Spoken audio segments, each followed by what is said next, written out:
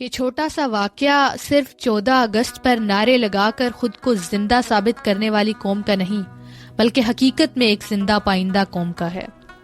واقعہ ابن انشا کا ہے، جو کہ اردو کے مشہور سفر نامہ نگار ہیں۔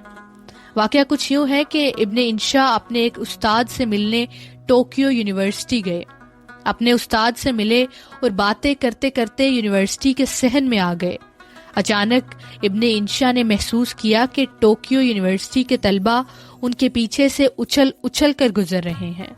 ابن انشا کو کچھ سمجھ نہ آیا اور انہوں نے اپنے استاد سے پوچھا کہ یہ طلبہ کیا کر رہے ہیں؟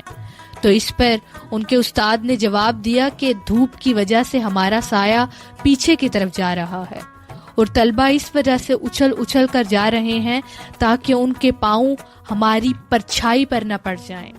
سامعین، اگر آج ہم میں سے کوئی شوق ہوتا ہے کہ جاپان دنیا سے 10 قدم آگے کیوں ہے، تو اسے یہ واقعہ سنا دینا چاہیے کہ جہاں بچے اپنے ٹیچر کے پرچھائی پر قدم نہیں رکھتے، وہاں کامیابی خوش ہو کر اور احترام کا یہ لیول دیکھ کر ہر شخص کے قدم چومتی ہوگی۔